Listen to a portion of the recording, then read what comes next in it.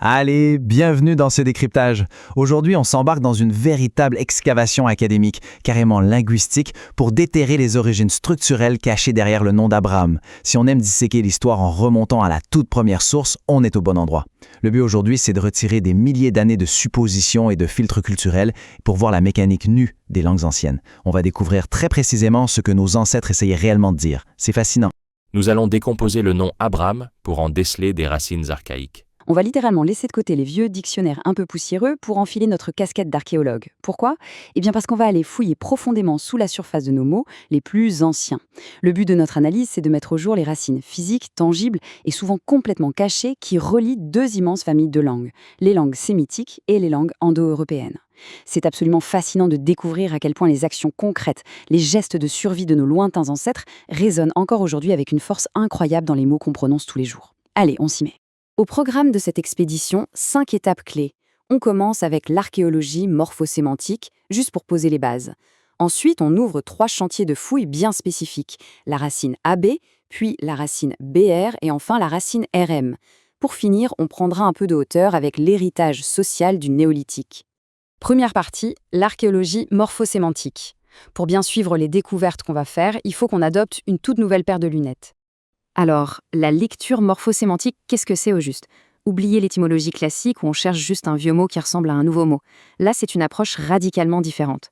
On contourne toutes nos définitions abstraites modernes pour isoler des phonèmes, des sons vraiment très basiques qui portent en eux des unités de sens archaïques. En gros, on dépouille le langage de ces abstractions pour retrouver les actions physiques de nos ancêtres, des actions vitales directement liées à leur survie et à la façon dont ils organisaient la matière autour d'eux. C'est un peu comme démonter une machine complexe pour regarder l'engrenage d'origine. Et ça nous amène directement à notre tout premier chantier de fouille, AB, l'agent du don. Un son super familier, mais qui cache une sacrée surprise.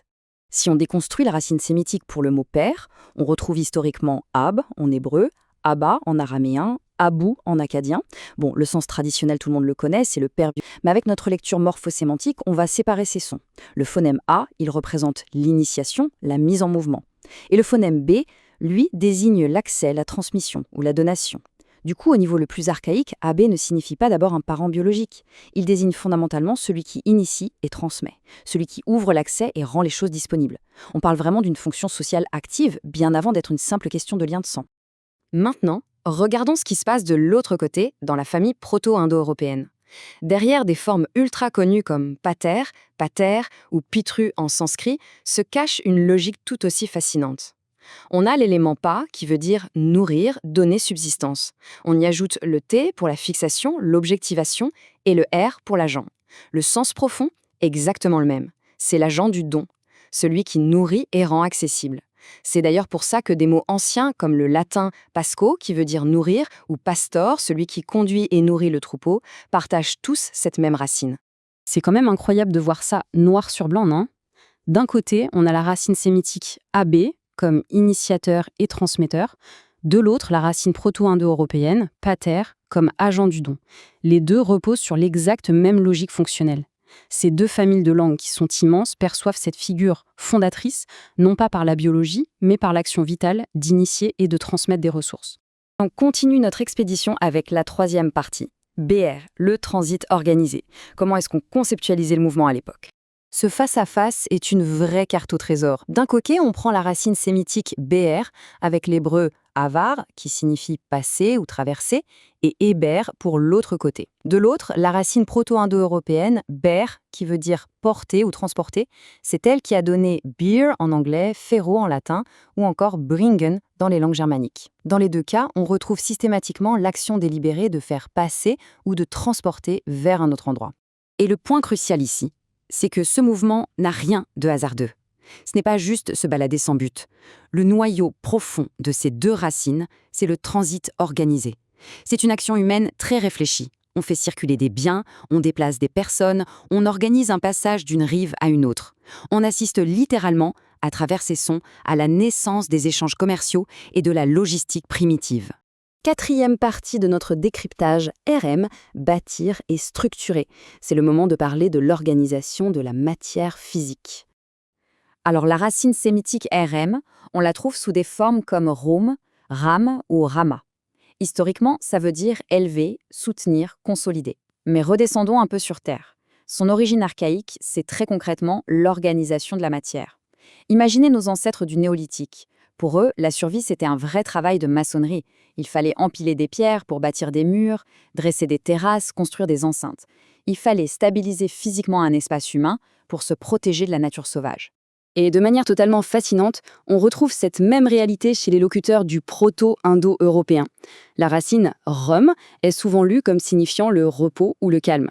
On le voit avec « rom » en sanskrit pour demeurer ou « eremia » en grec pour l'immobilité. Mais attention, ce calme, ce n'était pas du tout un sentiment abstrait ou philosophique. La vérité, c'est que la paix, dans le monde antique, c'était le résultat direct de la construction d'un établissement sûr. La paix, c'était un mur bien solide. C'était la stabilisation concrète de l'espace. Une fois de plus, le face-à-face est sans appel. D'une part, le rem sémitique pour édifier et structurer, d'autre part, le rom indo-européen pour stabiliser et établir. Le noyau commun, la chose qui relie ces deux mondes, c'est exactement la même action physique, la mise en ordre stable du monde matériel pour s'y enraciner. Et c'est là qu'on assiste à un glissement sémantique juste magnifique, à travers le temps. C'est l'histoire d'un passage du monde physique vers des concepts totalement abstraits. Étape 1, on organise la matière, on empile des pierres avec ses mains. Étape 2, ça crée un espace structuré, un habitat sûr, surélevé pour éviter les dangers. Étape 3, des millénaires plus tard, cette action physique d'élévation glisse vers une valeur morale. Le mot finit par désigner ce qui est élevé spirituellement, ce qui est noble, ce qui est sublime. Le concept même d'élévation morale ou sociale est né, littéralement, de la boue et des pierres empilées par nos ancêtres. C'est fou, non ? Allez, on arrive à notre dernière partie, l'héritage social du néolithique. Il est temps de dézoomer un peu. Pour résumer notre carte archéologique d'aujourd'hui, c'est très clair. Le segment A nous a donné AB, l'initiateur, le pourvoyeur. Le segment BR nous a montré la naissance du transit organisé, des routes et des échanges. Et le segment RM nous a fait assister à la structuration physique du monde matériel. Mis bout à bout, on a sous les yeux un tableau hyper cohérent de la vie humaine primitive, une vie entièrement tournée vers l'action, l'échange et la construction. Car au fond, toutes ces petites racines sonores, ce ne sont pas juste des curiosités de linguistes. Ce sont de véritables continuités qui s'étendent du néolithique jusqu'à l'âge du bronze. Ce sont les traces archéologiques directes de l'époque où l'humanité a commencé à bâtir de façon pérenne, à commercer et à organiser des sociétés complexes. La langue n'a fait que figer, comme dans de l'ambre, ces immenses révolutions technologiques. Alors là, on applique cette logique exacte au fameux changement de nom biblique d'Abraham. Et c'est ici que notre excavation révèle ses plus gros secrets. Il faut bien saisir l'importance du phonème H. Dans les langues sémitiques anciennes, rajouter un H, c'est pas juste ajouter un souffle pour faire joli, c'est une insertion purement structurelle. C'est la marque d'une présence invisible, d'une idéation profonde. C'est le principe divin transcendant. On le voit de manière éclatante avec le tétragramme YHW, où le H apparaît 2 fois pour vraiment ancrer cette conscience divine.